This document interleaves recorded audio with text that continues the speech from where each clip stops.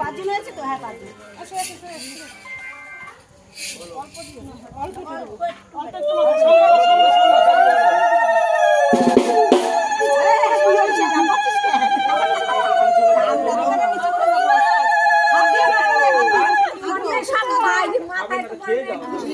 মাথায় ফেলাও, মাথায়।